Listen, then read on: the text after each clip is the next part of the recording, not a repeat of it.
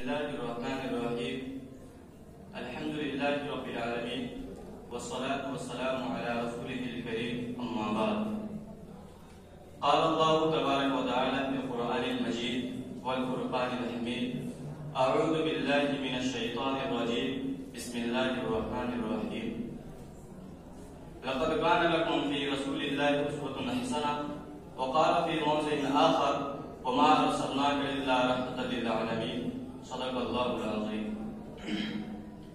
Honorable President of today's program, respected judges and dear all, it is great pleasure for me to have a talk on the topic of Prophet Muhammad, peace be upon him, inside of non-Muslim thinkers.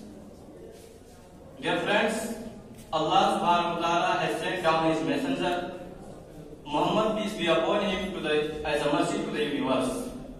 His mercy prevailed on all humans, non-humans, stones, trees, solids, animals, Muslims and non-Muslims.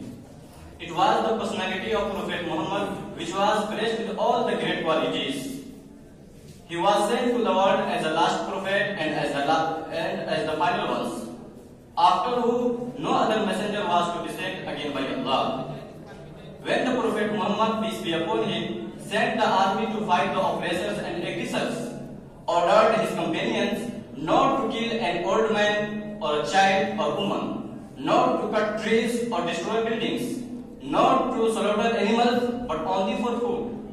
He also ordered his companions not to disturb the monks and leave them alone on their hermitages. He even said his companions after they burnt ant, saying, "No one is out to torture with fire except the creator of fire." Dear friends, throughout history, many non-Muslim great thinkers and intellectuals stood fascinated by the personality of Prophet Muhammad and his good morals and manners. They highly lauded his excellences and principles, and so many of them admitted his prophethood, his truthfulness and his nobility. For example, Herod, the great Roman emperor, asked many questions about the Prophet Muhammad, peace be upon him, to Abu Sufyan, and reached the conclusion of truth of Prophet Muhammad, peace be upon him.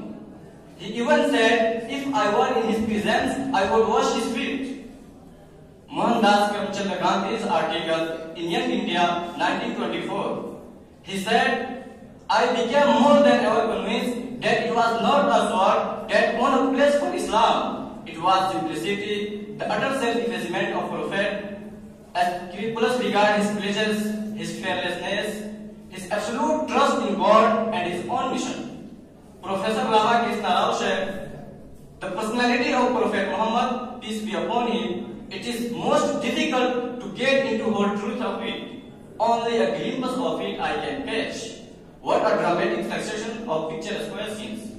There is Muhammad, the prophet, there is Muhammad, the warrior, there is Muhammad, the businessman, there is Muhammad, the statesman, Muhammad, the emancipator of women, Muhammad, the protector of slaves, Muhammad, the judge, Muhammad, the saint.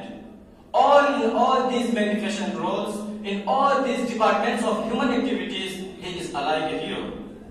Michael Hart also said in his book The 100, a ranking of the most influential persons in history, 1978, "My choice of Muhammad to lead the list of most influential persons in history may surprise some readers and may be questioned by others. But he was only the man who owned a place. But he was only the man in history, and it is probable that the relative influence of Prophet Muhammad has been larger than the combined influence of Jesus Christ and Saint Paul on Christianity. It is this unparalleled combination of secular and religious influence which I feel entitles of Muhammad to be considered the most influential single figure in human history."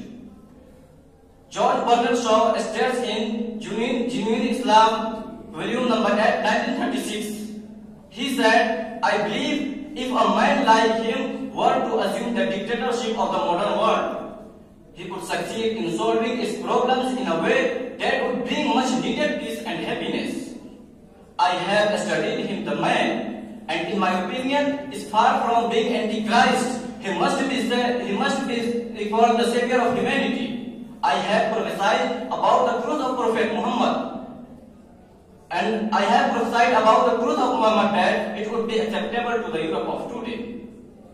French philosopher Lamartine said, Muhammad is the philosopher, orator, conqueror of the fantasies in all standards, by which human's greatness is measured.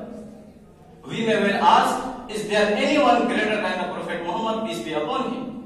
Dear friends, these examples are like a drop in the ocean. Many non-Muslim great thinkers and intellectuals admire the personality of Prophet Muhammad, peace be upon him. It is obvious that the Prophet is the most enduring personality of history. He left immense influence on human history. He changed the course of history and brought about an all-around positive revolution in all aspects of life. Through his universal teaching, the humanity entered into a new era of peace and enlightenment. The world got rid of spiritual and social exploitation. So if we wish to get success in this world and the world hereafter, we must follow the footsteps of our Prophet Muhammad sallallahu alaihi wasallam. Because there is none other ways any. Here I conclude my speech. May Allah give us tawfiq to follow the teaching of Prophet Muhammad, peace be upon him. Wa akhiru da'wana.